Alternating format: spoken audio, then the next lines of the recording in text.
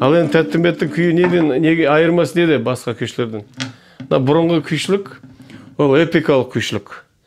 Батырлар, соғыс, әсіресе қалмақпен соғыс, осының бәрі Байжігіт, Қуандықтың күйлеріне көрініс тапқан. Тәттімбеттің күйі оларға ұқсамайды. Несімен ұқсамайды? Ол былай.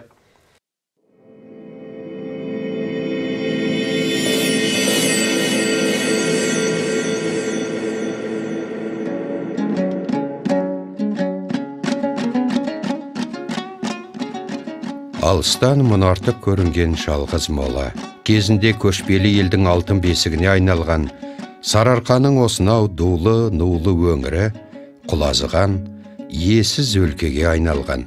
Бағзыдан келе жатқан баяғы керуен жолдарының сүрлеуі өшкен. Тек сол заманның көнекөз куәгеріндей, ескі мола қыр төсінде үнсіз мүлгейді. Осы арадан ең жақын деген ірі елді мекеннің өзі, көшпелілер тілімен айтсақ, талай көштік жер. Жапандағы жалғыз бейіт, Тәтті Мұхамед, Қазанғапұлының моласы.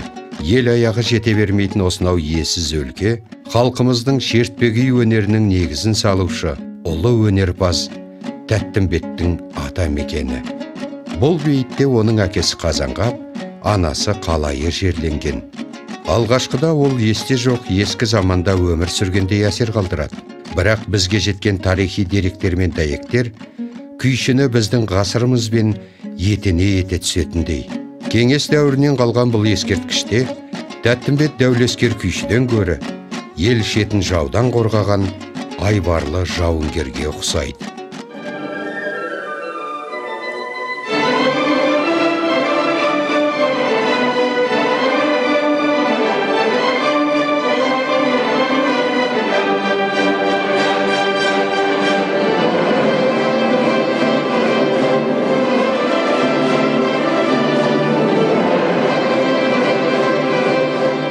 Әрине, Тәттімбет сияқты күйшінің пайда болуы, мысалы, қазақтың музыка мәдениетінде, ол әрине үлкен феномен, бірақ ештеңе дайындықсыз, жаңағы қоршаған ортаның қатысуынсыз, сол ұлттың музыкалық мәдениетінің арғы замандардан келеткен үлкен рухани дайындығынсыз ештеңе болмайды. Тәттімбет Қазанғапұлы 1815 жылы, кей деректерде 1813 жылы Қарағанды облысы Қарқаралы ауданы Мыржық тауының етегіндегі Мөшеке бұлағы дейтін жерде дүниеге келді. Тәттімбеттің салдық серілік жолға бір жола түсіп кетуінен сақтанған Қазанғаптай талапшыл әке, үміт күткен ұлын жастайынан ел билеу ісіне баулыды. Тәттімбет жас кезінен дала билеушілерінің алдын көріп, ол атақты Шыңғыс төре, Құнанбай, Мұса Шорманұлы, Ерден Сандыбайұлы, Барақ Солтыбайұлы, Ыбырай Жайықбайұлы, Аққошқар Кішкентайұлы сынды қазақтың игі жақсыларымен тең дәрежеде қарым-қатынас жасап, жарастықта ғұмыр кешті. Мына ел ішіндегі әңгімелеріне жаңағыдай сілтеме жасай отырайық. Мына Тәттімбеттің шешесі Қалайы деген болған. Сол Қалайының ағасы мекен, інісі мекен Әли деген домбырашы болған. Сол алғашқы Тәттімбеттің мына домбыраға деген ықылас пейілін оятқан сол кісі деп айтады да, Тәттімбеттің.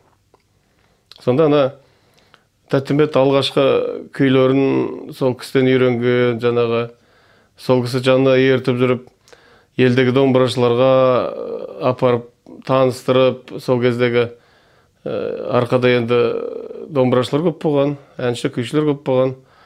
Соларға апарып көрсетіп, солардың өнеріне қанықтырып, жанына ертіп жүрген ғой біраз уақытқа дейін. Кейіннен бір сол шамамен 11-12 жасында ғой деймін, ұмытпасам, Тәттімбет мына неге алып барады. Қызылмойын Қуандық деген атақты күйші болған. Қызылмойын Қуандық мына Байжігіттің шәкірті былайша айтқанда. Сол мына қазіргі Семейдің Үржар, Мақаншы деген жерлер бар ғой. Сол жерлерде өмір сүрген адам. Қызылмойын Қуандықтың күйлері Қытайда да белгілі. Ұлы далада даңқты күйші атанып, өрелі өнерпаз мәртебесіне ие болу тәңір сыйы. Тәттімбет есімі аталғанда, санамызда бірден көкейкесті, сар жайлау, былқылдақ, сылқылдақ, бес төре, қосбасар күйлері жаңғырып қоя береді. Тәттімбеттің сұлулық туралы түсінігі мына бұрынғы қазақтың күйшілерінің түсінігіне мүлдем ұқсамайды да. Тәттімбет өзі сері болған ғой, серілердің атасы болған Тәттімбет. Сондықтан жүріс-тұрысы, киген киімі бәрі керемет болған Тәттімбет. Сондықтан оның сұлулық туралы түсінігі өте жоғары болған. Мысалы күйді тыңдап отырсаң Тәттімбеттің бір баға жетпейтін, бір тілмен айтып жеткізу мүмкін емес бір керемет сұлулық болады да онда. Ол оның ана серілік табиғатынан, сұлулық әлемін өте жақсы білгендіктен, сезім сырын өте жақсы білгендіктен туындайтын жаңағы әуен Тәттімбеттің күйлерінде. Есте жоқ ескі замандарда серілер туған жерін жаудан қорғайтын алғадай батырлар болған деседі. Майдан даласында жау қолынан өлу серілердің сертеді. Көшпелілердің соңғы мемлекеті Қазақ ордасы құлаған соң ер серілер дәуірі келмеске кетті. Осылайша кешегі батырлардың қылышы қобызға, найзасы домбыраға алмастырылды. Дүниеге өнерпаз серілер келді. Сонда мына Тәттімбет енді жалғыз күй ғана тыңдамаған, арқада о кезде сол мына қазақтың негізгі өзінің егеменді тарихы аяқталып, Россияның қол астына түскеннен кейін сыртқы жаудан енді қорған бар, Россияның қаруы дегендей. Сондықтан енді ішкі дамудың жолына түскен ғой. Сол кезде әсіресе гүлденгені қазақтың күй өнерінің, ән өнерінің, жыр өнерінің гүлденген кезі осы кезге сәйкес келеді, осы тұсқа келеді. Тәттімбет туған 1815 жылы Наполеон атақты Ватерлоо шайқасында жеңіліс тапты. Бұл уақытта Наполеон шапқыншылығына ұшыраған Ресей өртенген Мәскеуді қайта қалпына келтіріп үлгерген болатын. 1825 жылы Сенат алаңында декабристер көтерілісі бұрқ ете түсті. 1827 жылы Бетховен дүние салды. Ресей Қырымды тартып алу үшін Түркиямен қанды ұрыстар жүргізіп жатты. Крепостнойлық праваны жоюға ұмтылды. Сол дәуірдегі ұлы оқиғалардың жалпы сипаты осындай еді. Il est sûr que le 19e siècle est une période particulière pour la musique kazakh, parce qu'elle a vu la naissance de nombreux grands compositeurs qui sont toujours célèbres, Tătimbet, mais aussi Kurmangazi, Kazangjap et d'autres. Donc c'est une période qui est vraiment importante. C'est vrai qu'elle coïncide avec la période de la colonisation russe, qui est aussi un moment très particulier pour les Kazakhs, qui peut être vu de manière un peu différente, sauf moi que j'étudie en histoire évidemment, où on voit qu'il y a beaucoup de changements au niveau social, au niveau des rapports humains, au niveau de la conception aussi du monde des Kazakhs. Et donc on voit qu'il y a une forte évolution de la musique. Et c'est vrai qu'on peut dire que le 19e siècle, c'est un moment un peu particulier qui dure jusqu'au milieu du 20e siècle. Après, la période soviétique a encore trop retransformé la musique. Сонда жаңағы сыртқы жаудан құтылған ел, әрине бодан ел, Россияның отарына айналған ел, бірақ белгілі дәрежеде ішкі өмірде, әлеуметтік өмірде белгілі дәрежеде бостандығы бар. Сондықтан 19 ғасыр қазақтың әсіресе өнерінің аса гүлденген шағы болып саналады. Міне осы кезде Тәттімбет арқадағы атақты күйшілердің, әншілердің бәрінің көзін көрген, өнерін тамашалаған. Осының бәрі бүкіл арқаның ұлы өнері Тәттімбетке керемет әсер еткен.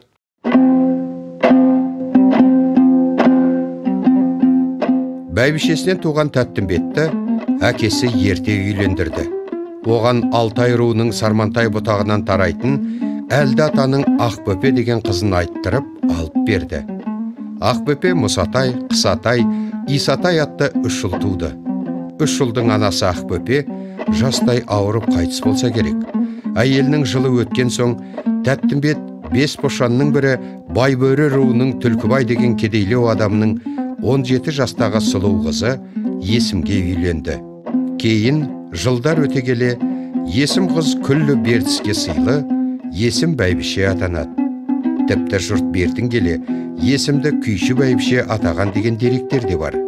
Осыған қарағанда Есімнің күй тартатын өнері болса керек. Тәттімбет Есімнен Байқы деген ұл, балды қыз Парша атты 2 қыз сүйеді. Есім бәйбіше бейіті осы күнгі Қарасор көлінің жағасында тұр.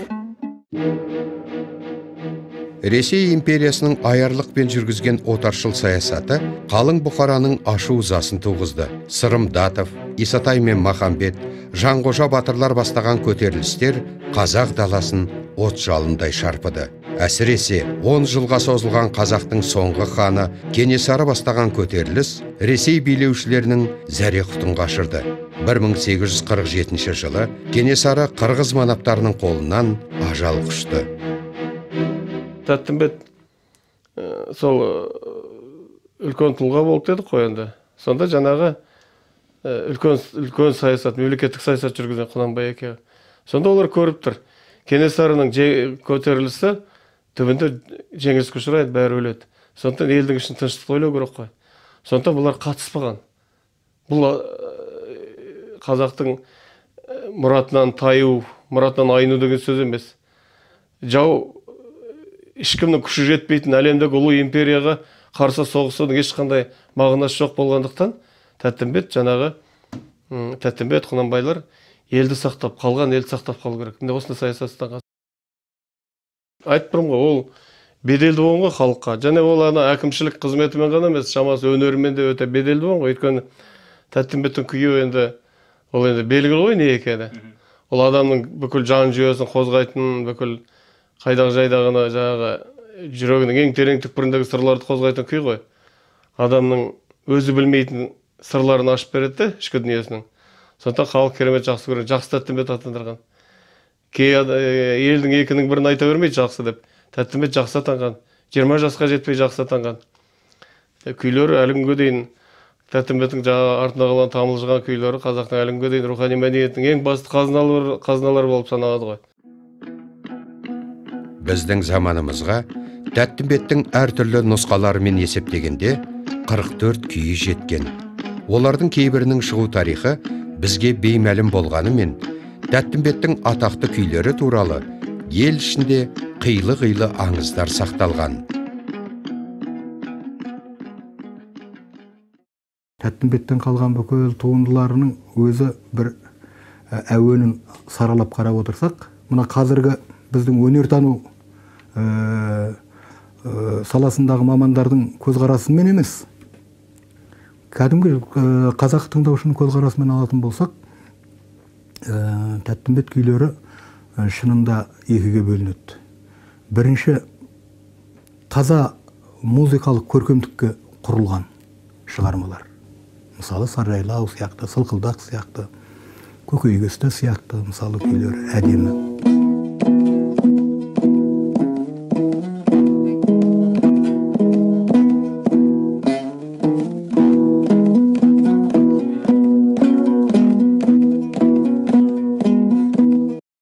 Көкейкесінің қағысы алақанмен қағады деп айтады, бірақ ол кішкене сәл-пәл нелеу, жаңсақтау сөз айтылған. Мына көкейкесінің қағысын бала кезден жаттырады адам, қолын сілкіп үйренеді, міне бүйтіп, сілкіп тастап. Сонда жаңағы күндердің күнде мына саусақтың ұшына қанның тепкенін сезесің де. Сол мына күйді тартқанда жай ғана саусақпен емес, қанның тепкісімен тартылады күй. Қан кеп, былайша айтқанда қанның толқыны кеп ұрады ішекті, былайша айтқанда. Көрдің бе? Өте күрделі күй. Бірақ өте асқақ, қазақтың ең ұлы күйлерінің бір деп айтуға болады көкейкесіне. Бұл көкейкесті емес, көкейтесті дейді мұның атын. Тәттімбет қоянды жәрмеңкесінен келе жатып, күн ыстық бір ауылға кез болады ғой. Содан Ақбоз үйдің атын басын тіреп, келмеге атын байлап, нөкерлерімен үйге кіріп келсе, оң жақта бір бой жеткен жатыр екен дейді. Аяқ жағында бір домбыра, бас жағында бір домбыра. Әлі бой жеткенді оятуға ұялаттағы аяқ жағындағы домбыраны тартып отырады ғой тәтекен. Әлгі домбыраны тартып отырған кезде бой жеткен оянат. Халқым қайдасыңдар, мына келген мейманға неге сусын әкемесіңдер деп айғайлайды ғой.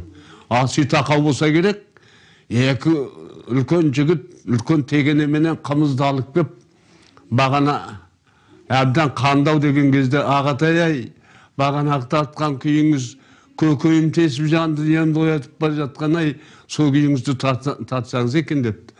Ой айналайын-ай, осы күйдің атын өзімде қоя алмай жүредім. Ендеше бұл күйдің аты көкей тесті болсын деген екен. мен сол көкөй тестісін тартып берейін.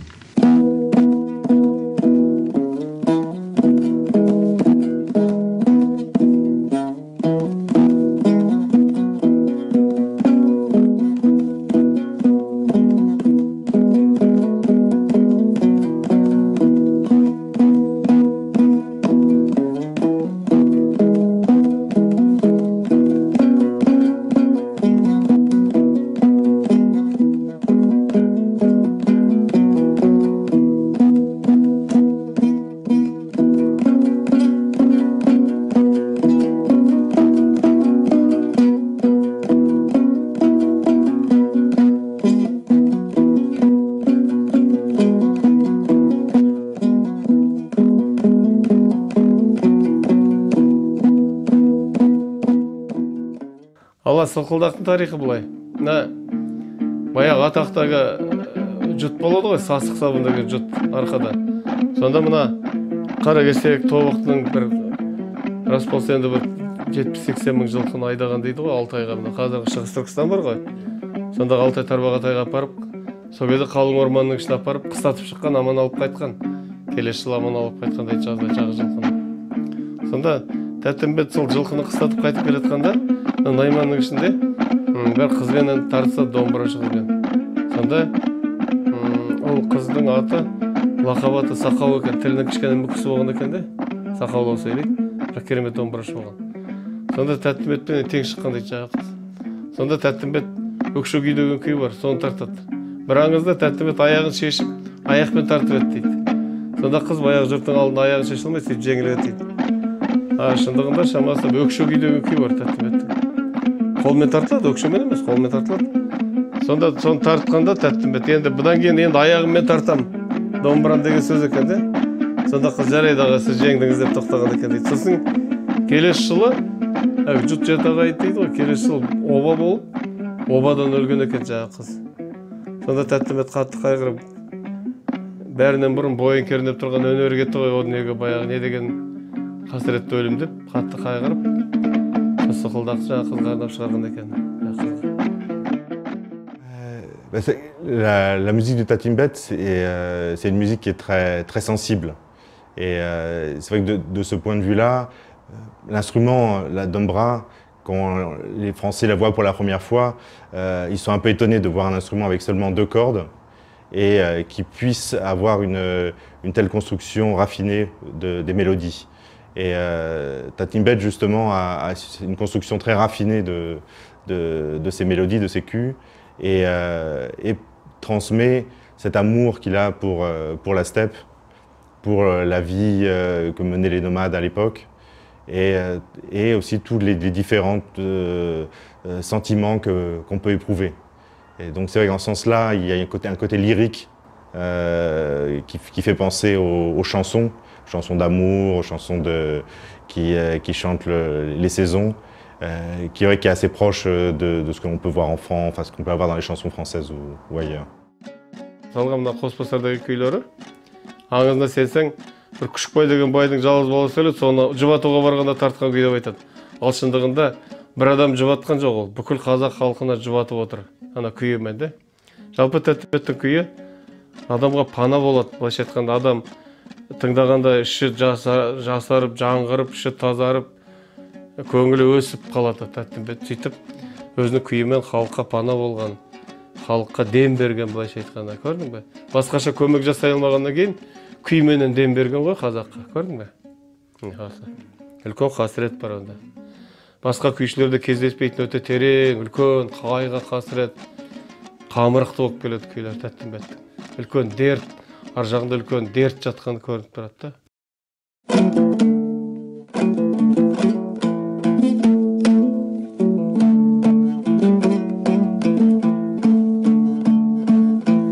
Біздің елдің жайлауы мына Ботағараға дейін болатын көрініс. Ботағара деген мына қазір Ульяновский.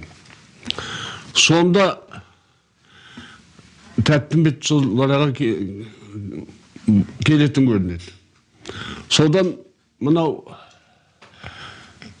Сармантай Мұрат деген жесір дау болып, екі таудың басына бір бақандарын алып, төбелі серменге келіп отырғанда Азына би деген биді шақырады ғой. Азына би соларда да сол Тәттімбетпен жолдас. Мен осылай шақыртып жатыр. Тәтеке сізде жүріңіз дейді ғой. Содан екеуі барса Құдай сақтасын бір сойылдарын алып отырған. Сосын бағын Азына би ұрсатына ұрсып, ақыл айтатын ақыл айтып, әр жерде бәрінде төбелестірмей несін тауып жібереді ғой сонда. Сонда Тәттімбет риза болып, ана кісінің ақылдылығына сондағы шығарған күйін. Тәттімбеттің күйлері негізінен мына не? Қара шертіс әрине дәстүрлі мына арқаның қара шертісі бар ғой жаңағы. Мына бейтіп, бұлай шартылатыны бейтіп. Мына тегеурінмен. Шынаша қатыспайды, тегеурінмен бұлай. Ал енді Тәттімбеттің күйі неге айырмасы неде басқа күйшілерден? Бұрынғы күйшілік, ол эпикалық күйшілік. Батырлар, соғыс, әсіресе қалмақпен соғыс. Осының бәрі Байжігіт, Қуандықтың күйлеріне көрініс тапқан. Тәттімбеттің күйі оларға ұқсамайды. Несімен ұқсамайды? Ол былай. Тәттімбет бар ғой. Тәттімбеттің күйлері, қара шертіс бар ғой. Сонда Тәттімбеттің күйлерінде кейде дыбыстар бір-біріне мінгесіп кеткен әсер қалдырады. Шертісті бүйтіп өртеніп тұрған қара шертісті, басқа күйшілердің ауыр қорғасында ауыр қара шертісті емес. Тәттімбеттікі өрт сияқты қаулайтын қара шертісті жаңағы. Дыбыстар бір-біріне мінгесіп кететіндей әсер қалдырады. Неге? Тәттімбет ғашықтардың тілін алып келген қазақтың күйіне. Тәттімбеттің күйлері асығып, аптығып сөйлеген адамның сөзіне ұқсайды. Ғашықтық сөз тезірек айтып болайын, тезірек жеткізейін деген сондай бір нені көрсетеді, сезімді. Сондықтан шертістің өрт сияқты қаулап келуі, дыбыстардың бір-біріне мінгесіп кетуі, екі ғашықтың бір асығып сөйлеген сөзіне ұқсайды. Осынысымен ерекше Тәттімбеттің күйлері. Сайын сахараға ескен желдей тез тараған Кенесарының жат жердегі қападағы өлімі Тәттімбеттің нәзік жанын түршіктірді, терең ойға шомдырды.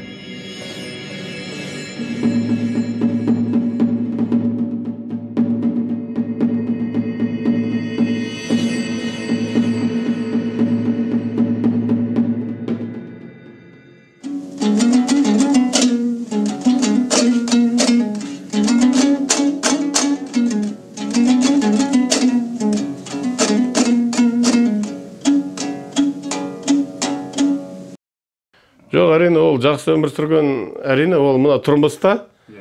Енді қолында соншама дәулеті бар адам әдейілеп жаман өмір сүрмейді ғой. Тәттімбет әрине тұрмысы жақсы болған. Бірақ Тәттімбеттің жүрегінде үлкен қасірет қайғы болған, шерменде болған. Неге? Өйткені ол жаңағы Құнанбай сияқты сол кездегі қазақтың үлкен қайраткері, тұлғасы, халықтың жағдайын көріп отыр. Халықтың қандай елдің боданына түскен, қандай тепкіде, езгіде отырған көріп отыр. Сондықтан Тәттімбет өмір бойы қазақ үшін күйіп өткен, жаңағы ауырып, дерттеніп өткен адам ғой. Сондықтан лиризм бар, бірақ лиризмнің астарында бәрібір үлкен қасірет жатады. 1856 жылы мемлекеттік қызметпен қоштасқан Тәттімбет орыс көпесі Варнава Ботовқа қоянды жәрмеңкесін ашуға жәрдемдесті. Бұл жөнінен Тәттімбет қазақ даласындағы алғашқы капиталистердің бірі болды десек, қателеспейміз. Өндіріске ие бола алмаған, сауда мен өнеркәсіптің тілін меңгермеген халықтың ешқашан бодандық қамтынан құтыла алмайтынына көзі жетті. Менің жорамалым бойынша бұл енді. Менің жорамалым да тікелей. Мына қоянды жәрмеңкесі бар ғой. Сол былай болған ғой. Қазақтар малай дейді орыстың жәрмеңкелеріне. Бірақ о кезде уже капиталдың күресі басталған ғой, ақшаның күресі. Сонда қалмақтың, башқұрттың байлары орыстың көпестерімен келісіп алған.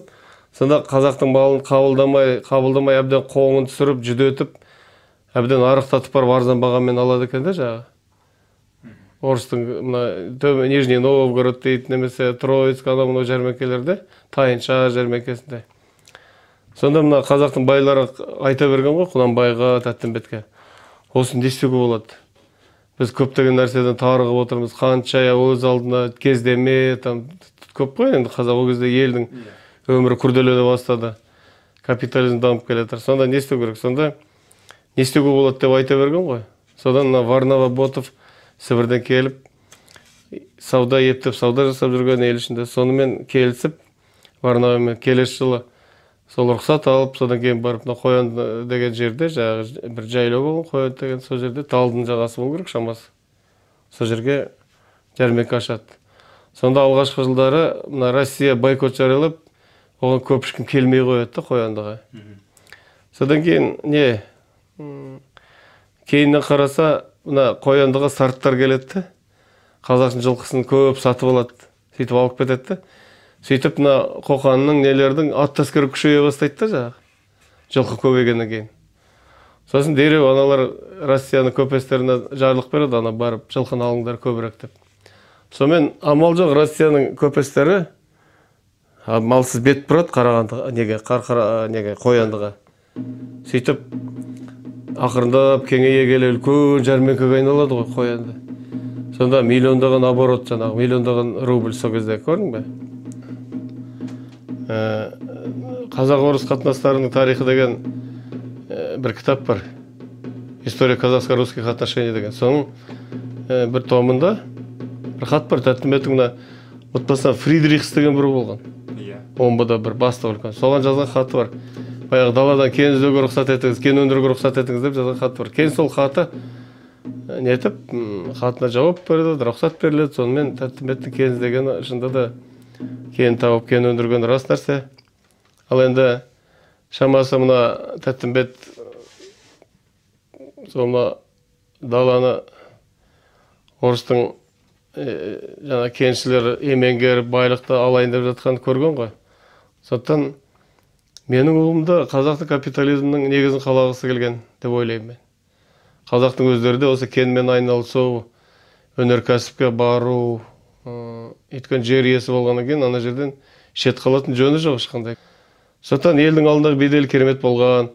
Сосын Тәттімбет көп жағдайда бітімгер болған керемет. Осы ел ішінде көптеген дауларды шешкен, қаншама дау-дамайды шешіп, бітістірген елдерді.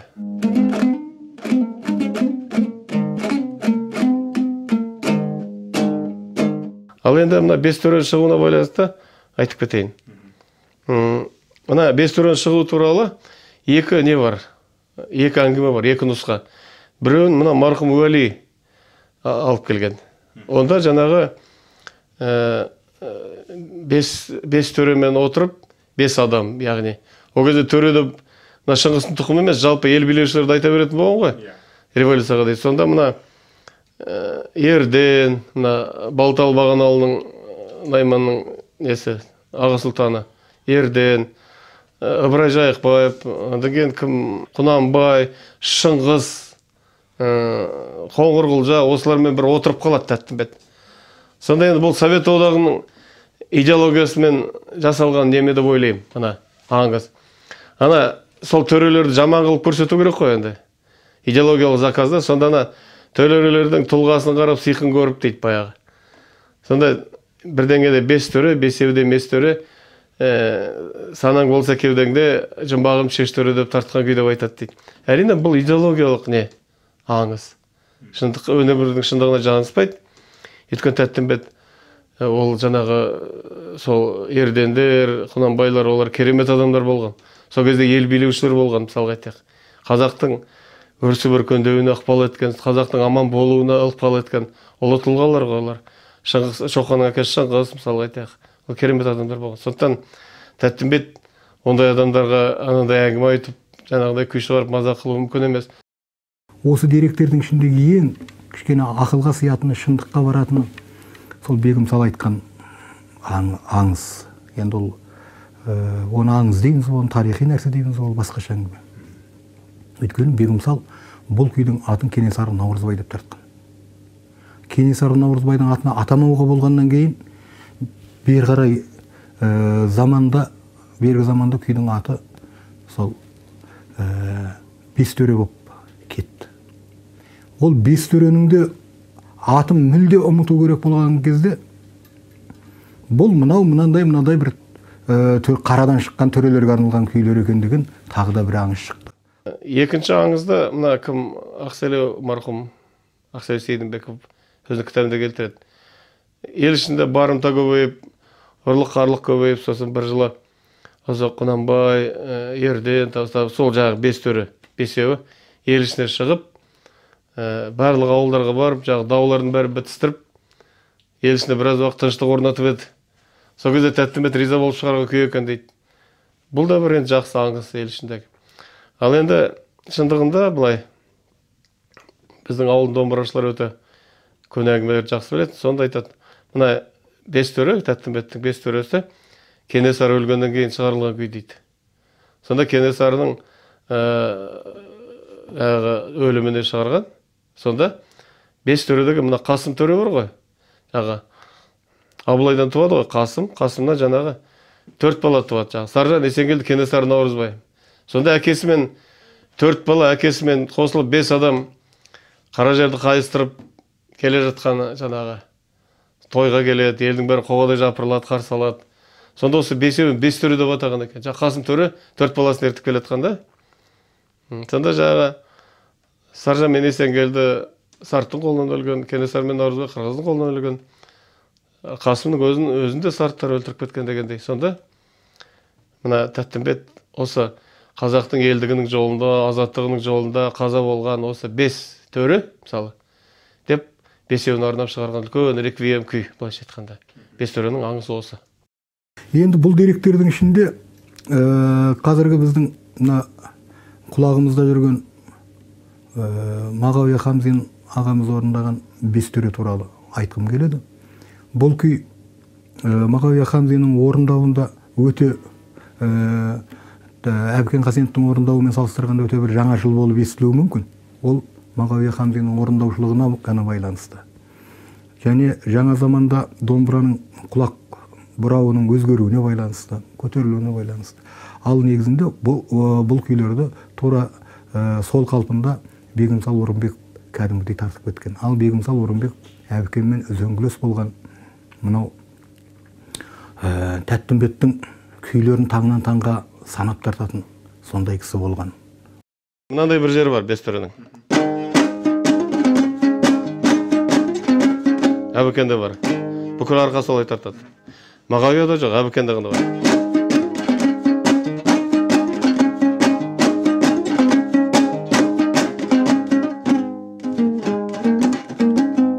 Не, сонда деген жер бар ғой. Бұл баяулатылған қырғыздың күйі да. Соған қарап отырып, яғни бұл не деген сөз? Мына қырғыздың қолынан өлді ғой. Сонда қырғыздың әуенін енгізіп отыр да Тәттімбет. Егер осы жерді жазып алып, жылдамдатып ойнататын болсаң, ана немен, компьютермен. Сонда қырғыздың әгі Маш Ботой, Көкейкесті, немесе там Жұмағұл деген бір күйлер бар ғой қырғыздың. Тура сол болып шығады да. Яғни Тәттімбет енді ол адам болған ғой музыкант ретінде. Ол мына қырғыздың күйін баяулатып енгізген ғой. Неге? 5 төренің ішіне. Яғни қырғызда болған оқиға, қырғызда өлген ерлер деген не береді ғой? Сондай. Ал күйдің өзі енді бір сұмдық үлкен кәдімгі не ғой? Қаһарлы күй, былайша айтқанда. Қаһарлы. Осы күй тақырыбы жағынан, мазмұны жағынан, аты жағынан бөлектеу болса да, сол тура Тәттімбеттің сол Ақпатшаның жаңағы мерейтойына барған кезеңіне сәйкес келе береді. Қалай болған? Тәттімбет бабамыздың өміріндегі бір үлкен оқиғалардың бірі сол Ресейдегі Ақпатшаның тойына бару. Ақпатшаның тойына қазақтың даласындағы атқамінерлер елге сөз ететін үлкен тұлғалар барған. Енді менің кейінгі мынау деректер бойынша Арқаның жерінен біршама қазақтар барған. Оның ішінде мына Ерден Сандыбайұлы барған, Тәттімбет Қазанғапұлы барған. Сонымен бірге өнер адамдары ретінде Ықылас Дүкенұлын алып барған көрінеді, қобызшы ретінде. сол жерде бір қызығы, енді бұл таңғажайып оқиға, таңғажайып дерек. Сол неде, Москвада, мысалы, Дәулеткереймен кездескен дейді. Өйткені бүкіл Ресей империясының әрбір түкпірінен адамдар жиналған ғой, жаңағы патшаның таққа отыру рәсіміне. Сонда бұна Бөкей ордасына жаңағы кіші жүзден барған сыйлы қонақтардың ішінде Дәулеткерей болған ғой, ұлы күйші. Орта жүзіне Тәттімбет барған. Сонда енді өтіп кеткен нәрсе қазір елестету қиын. Бірақ мысалы мен өзім музыкант ретінде біртүрлі жүрегім елжіреп кетеді. Қазақтың екі ұлы тұлғасы, екі ұлы перзенті, екі ұлы күйшісі мысалы айдаладағы Москвада кездесіп, сол қонақ үйде жатқан, екеуі домбыра тартысқан дегендей, қалай сыйласқан, қалай сыйласты екен деген сондай бір жүрегіңде бір керемет сезімдер болады да жаңағы. Ал кейбір күйлері бар, ол мынау көне біздің даланың даналығынан қалған бір сөз бар ғой. Ол Бұхар жыраудан қалған, қаз дауысты Қазыбек биден қалған сөзді тақпақтап айту. Ақ өлеңмен сөйлеу дейді. Олардың формасы мүлде бөлек. Ол енді жалпы қазақтың тыңдарманы ол бірден ажыратады. Қазақтың тілін білетін, тілінің мәйегін білетін адам бірден ажыратады. Осы Бегімсал Орынбек күйшінің және Мағауия Хамзиннің, Бағаналы Сайет Өлековтың жеткізгенінде бұл Тәттімбеттің бес төресіндегі жаңағы тақпақтай сөйлейтін музыкалық сөйлем бұл кейіген, заманына кейіген, заманның адамына кейіген сондай көңіл күйді білдіреді және солай тартылады. Мен мысал келтіріп кетейін. Мысалы, әдегеннен күй сылдырап басталады.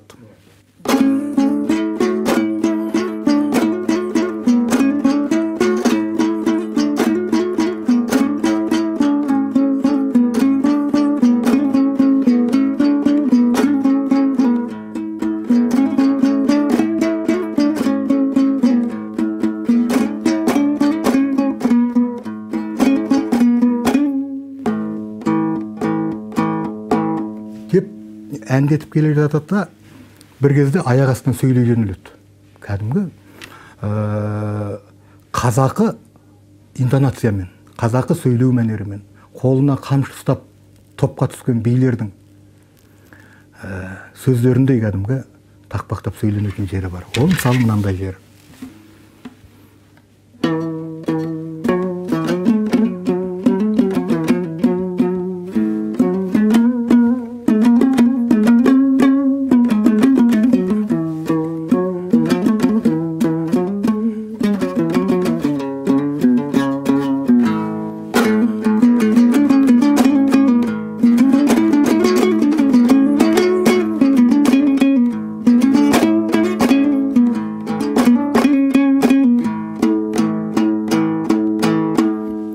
Осындай бір-біріне қарама-қарсы темаларды бірден пайдаланып кететін жері бар.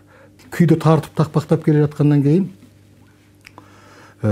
қобыздың әуеніне салып жорық жырын жырлап жіберетін жері бар.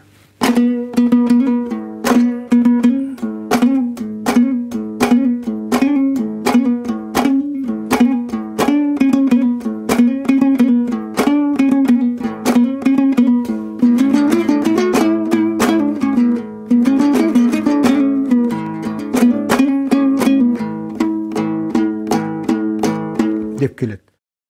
Содан кейін Тәттімбет бар ғой. Тәттімбеттің тағдыры мына Шопеннің тағдырына ұқсаған. Недегі Европадағы Шопен бар ғой. Өйткені Шопен мына Германияға неге кеткенде гастрольға Штутгарт деген қалада. Шопен естиді, Польшада көтеріліс болған, Россияның әскерге Польшаны таптап қанға батырған естиді. Содан кейін Шопен Польшаға қайтпайды. Польшада Железово Воля деген жерде туып өскен ғой. Сол күйі Францияға кетеді. Сол Францияда өмір бойы қалады. Өмір бойы қайтып келмейді неге Польшаға. Сіз бірақ өмір бойы отанын аңсап өткен, Польшадан келген кісілерді туғанында қарсы алып отыратын болған. Тәттімбет те өзінің елінің Россияның бодандығына түскен көріп отыр, қабырғасы қайысады. Сондықтан жаңағы Шопеннің музыкасына ұқсап келетін сондықтан Тәттімбеттің. Мысалы, Шопенде мынандай тәсілі бар. Бүйтіп, әуен бүйтіп, мынай көзің елестетші, мысалға мынандай қабат бір үй дейікші, көп қабатты, иә? Сонда Шопенде былай әуен келетеді да, кез келген қабатқа кіре салады да, дамиды әуен ары қарай. Сон қайтып келеді да, келесі осындай дәстүр бар да. Тәттімбеттің күйлері тура сондай да. Тәттімбеттің күйлері қалай қарай бұрылатынын білмей отырасың да әуеннің. Сонда бір эксцентричный әуен да Тәттімбет, бірақ сұлулық керемет. Ертеде Тәттімбет Ақпатшаның алдына барған екен дейді. Содан орысша білмейді. Нөкерлерін басқа бір жерге қояттағы Ақпатшаның конторының ауласында бір ағаштың түбінде домбыра тартады отырады бағана. Ақпатша кешке жақын серуенге шығады екен дейді. Серуенге шығып келжесе бір жақсы үн естіледі, әлгінге тақай келсе, адналалқа достарынан біреу домбыраны тартып отырады бағана. Сосын конторына келеді дағы уәзірін жібереді. Анау не қылған адам шақырып әкел. Шақырып алып келеді. Қайдан келдің? Қазақ елінен келдім. Қазақ ел деген ел бар ма еді? Ол кезде бізді қырғыз дейтін көрінеді. Жоқ, біз қазақ елінен келдік, қырғыз емеспіз. Мұнда не үшін келдің? Қазақ халқына бостандық сұрай келдім. Деген екен. Сол кезде Ақпатша әлгі кісіге риза болып, үлкен неден медаль, үлкен табақтай әлгі алтыннан медаль тағып, шапан кигізіп әлгісін шығарып саған екен дейді. Тәттімбет Александр II-нің таққа отыру салтанатында азаттық жолында жанын қиған қазақтың бас көтерер 5 төресі Қасым, Саржан, Кенесары, Наурызбай, Ержан сұлтандарға арнаған күйін тартқан деседі. Аңыздар осылай дейді. Халық Ақпатшаға деген наразылығын ел үшін шахид кешкен ерлерге бағышталған осынау қаралы күй жайында айтылатын қилы аңыздар арқылы білдірген тәрізді.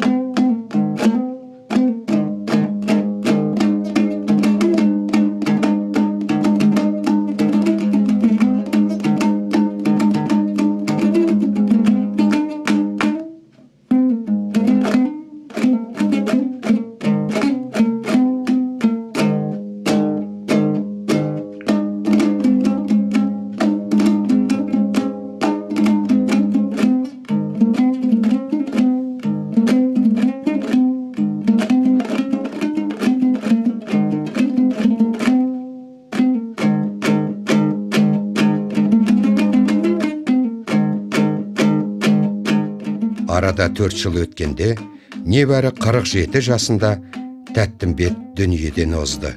Ел аузынан жеткен деректерге қарағанда, күйші аз ауырып қайтыс болған. Басқа да жорамалдар жоқ емес.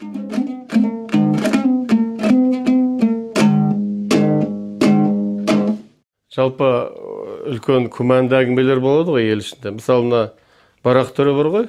Мына бердегі барақ емес. Арада көкжал барақ бар ғой? Соны беріп өлтірген деген әңгіме бар ел ішінде. Сол сияқты Шоқанды да солай өлтірген деген әңгіме бар. Сондықтан мына Тәттімбет туралы беріп өлтірді деп айтады. Өйткені сүйегіне түскен кісі сүйегінің қарайып кеткенін көрген, тырнағының қарайып кеткенін көрген, аяғындағы тырнақ тұяқтарын қарайып кеткенін көрген. Ол уланғандықтың белгісі. Содан кейін ана Варнава Ботов бар ғой жаңағы, қояндан ашқан. Ол да сол біреу у беріп өлтірген деп айтады да, ел ішінде. Бірақ кімнің у беріп өлтіргенін айтпайды. Ал Тәттімбет енді қазақтың өз ішінде оған у беретін ешкімнің жөні жоқ қой, мысалға. Варнаваға солай да, Варнава ол ел ішінде саудан әкелген керекті адам. Оған неге у береді екен? Сонда логикалық тұрғыдан ойлайтын болсаңыз, Челябинскінің, жаңағы Нижний Новгородтың, басқа жердің көпестері ана монополияны күйреткен үшін, сөйтіп қазақтың даласына келген, енді басқа жақтан келген товарлар ана асыл малға шаққанда арзанға кетіп отыр ғой. Сөйтіп қазақ байи бастаған. Қазақта керемет малды көп өсіріп, байыға керемет байлар болған сол кезде, көрдің бе? Сондықтан сол монополияны күйреткен үшін шамасы мына Челябинскінің тағы басқа жерлердің көпестері, Нижний Новгородтың, сол ана кекті ұмытпаған ғой. Сол логикалық тұрғыдан алғанда, солар өлтіретін, солардың ғана жөні бар да.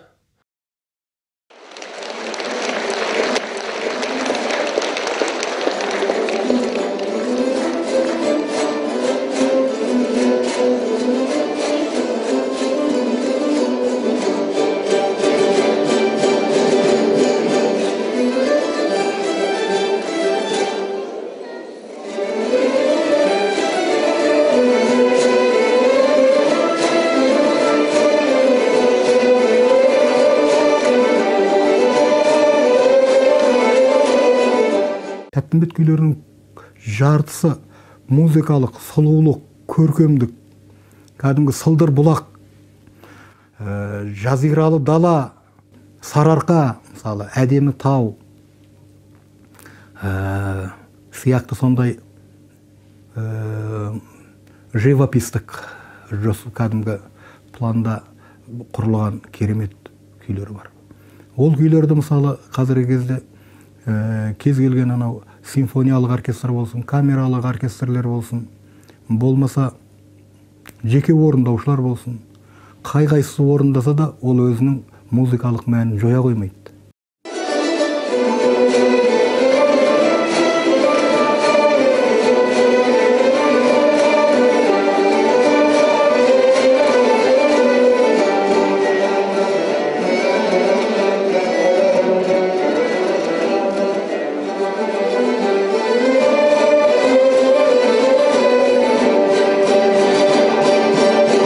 Әсіресе мына Саржайлаудың сұлулығы, бұлақтың сылдыры, шөптің бүйтіп тербелгені желдің ығымен. Осының бәрі керемет түсірген. Мен ойымша бұл жерде Тәттімбеттің ешқандай арманы жоқ. Оркестр өте жақсы түсірілген Тәттімбеттің күйлері. Ахмет Жұбановтың керемет түсірген Саржайлауды.